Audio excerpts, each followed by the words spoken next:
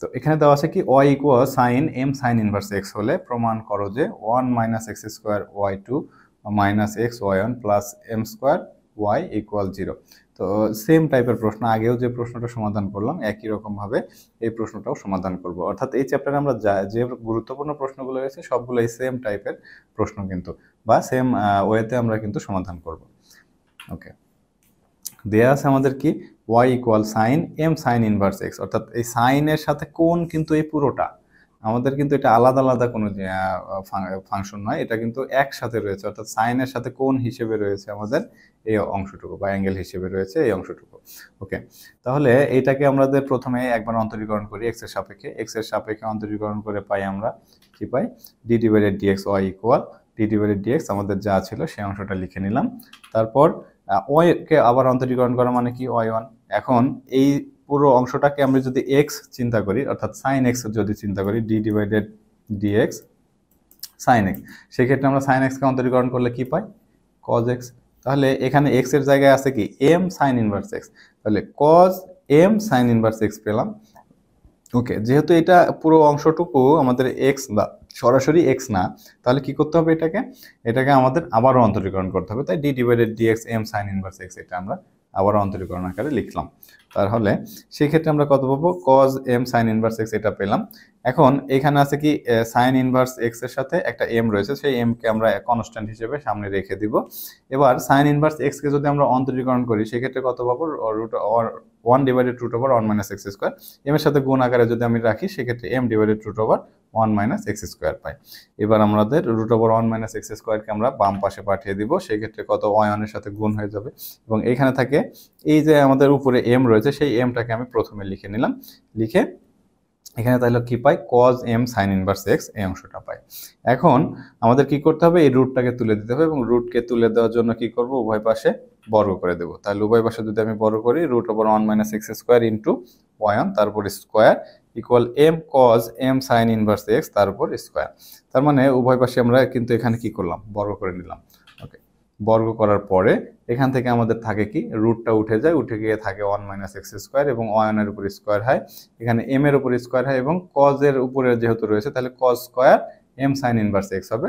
অর্থাৎ এটাকে এইভাবে ব্র্যাকেট দিয়ে উপরে স্কোয়ার লেখাও যায়, এখানে cos এর উপরে স্কোয়ার দাও, সেম কথা। ওকে, তাহলে এখানে পাচ্ছি m square cos square m sin inverse x। আগের ম্যাথগুলোতে যেমন আমরা যে ফাংশনটা দেয়া ছিল সেই ফাংশনেরই একটা ফাংশন আমরা পরে পেতাম, যেমন যদি এখানে আমরা এই মানটা নিয়ে আসতে পারি sin square m sin m sin inverse x, এটা যদি কোনোভাবে নিয়ে আসতে পারি তাহলে এই অংশের পরিবর্তে আমরা কত বসাতে পারবো y বসাতে পারবো। তাহলে সেই চেষ্টাটাই এবার আমরা করব, যেহেতু আমরা সূত্র জানি একটা sin square theta plus cos square theta সমান 1, সুতরাং আমরা কি লিখতে পারি cos স্কোয়ার থিটা সমান 1 মাইনাস sin স্কোয়ার থিটা। তাহলে এখানে যে cos স্কোয়ার থিটা বলতে m sin ইনভার্স x, এইটার পরিবর্তে কি লিখতে পারি 1 minus sin square m sin inverse x। তাহলে এটাকে আমরা এবার পরিবর্তন করে লিখব। সুতরাং m স্কোয়ার যেমন ছিল তেমনই এবং বাম পাশের যা ছিল তাই লিখে দিলাম এবং cos square m sin inverse x এর পরিবর্তে তাহলে কত লিখতে পারি 1 minus sin square m sin inverse x। এবার কিন্তু আমাদের এই যে sin m sin inverse x এই আকারে মান চলে আসছে, কিন্তু তারপরে স্কোয়ার রয়েছে, সুতরাং m sin ইনভার্স x এর পরিবর্তে যদি y লিখতে পারি তাহলে sin square m sin inverse x এর পরিবর্তে লিখতে পারবো কত y স্কোয়ার। তাহলে এখানে আমরা সেইটাই লিখে দিলাম যে m square 1 minus sin square m sin inverse x এর পরিবর্তে লিখলাম হচ্ছে y স্কোয়ার।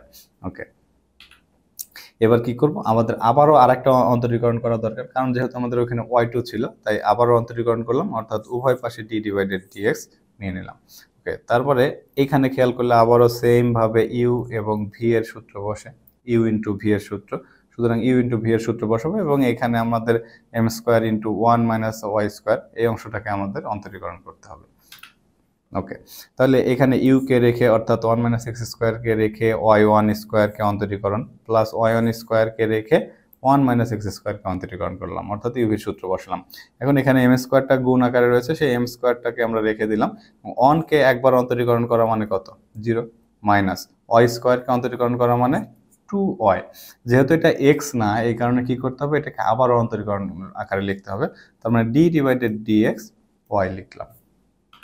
ওকে, এখন এখানে y1 স্কোয়ারকে অন্তরীকরণ করা মানে 2y1 স্কোয়ার, এবং যেহেতু এটা x না, এই কারণে y1কে আবারও অন্তরীকরণ করতে হবে, তাই d ডিভাইডেড dx y1 লিখলাম, প্লাস y1 স্কোয়ার ছিল সেটা মনে রেখে দিলাম, এবং 1 কে অন্তরীকরণ করা মানে 0, x স্কোয়ারকে অন্তরীকরণ করা মানে কত পাইলাম, -2x ইকুয়াল, এইখানে আমাদের এই যে রয়েছে কি -2y d divided dx y মানে হলো y1, তাই -2y, এই যে m স্কোয়ার রয়েছে সেই m স্কোয়ার y1। তাহলে এটাকে আমরা লিখে নিলাম, এবং এটাকে এবার একটু সাজিয়ে লিখবো। তাহলে 1 - x স্কোয়ার ইকুয়াল, এখানে থাকে কত 2y1, এবং স্কোয়ার থাকে এখানে, মাঝখানে আমি একটা লাইন একটু শর্ট করেছি, সেই ক্ষেত্রে আমি এখানে চাইলে লিখে দিচ্ছি একটু, তবে এটা না লিখলেও কোনো সমস্যা নেই। 2y1 square into y2 -2x y1 square equal -2y m square y1 এখানে থাকবে। যাই হোক, তো খেয়াল করলে আমরা কিন্তু এখানে দেখতে পাই যে প্রত্যেকটা টার্মেই কিন্তু আমাদের 2y1 কমন রয়েছে, তার কারণে এখান থেকে কিন্তু আমরা 2y1, এই যে প্রত্যেকটা টার্ম থেকে 2y1 কমন নিয়ে আমরা বাদ দিয়ে দিয়েছি। ওকে, সেক্ষেত্রে আমরা কত পাবো এখানে? ওকে, তাহলে 1 - x স্কোয়ার 2y1, এই যে এই লাইনটা এখানে লিখেছি ঠিকই, কিন্তু এই ডান পাশের যে -2y m স্কোয়ার y1 রয়েছে সেটাকে বাম পাশে নিয়ে এসে রেখেছি। তাহলে নিয়ে আসার পরে এটাকে আমরা যদি ডান পাশে প্লাস থাকে, তাহলে বাম পাশে আসলে কি হয়ে যাবে, মাইনাস, এবং বাম পাশে, ডান পাশে যদি মাইনাস থাকে তাহলে বাম পাশে আসলে কি হয়ে যাবে, প্লাস। তাহলে এই আকারে লিখলাম। এখন এখান থেকে যে 2y1টা আমরা কমন নিয়েছি, এই লাইনটা লেখার দরকার নেই, তবে তুমি চাইলে লিখতে পারো, কোনো সমস্যা নেই। তাহলে এখান থেকে যদি আমি 2y1 কমন নেই, তাহলে কত থাকে, 1 - x স্কোয়ার ইন্টু এখানে থাকে কত, y2, মাইনাস এখানে থাকে x y1, প্লাস এখানে থাকে m স্কোয়ার শুধু y।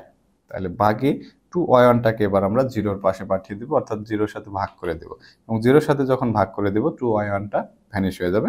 বাকি থাকে 1 - x square y2 minus x y1 plus m square y equal 0, যা আমাদের প্রমাণে ছিল।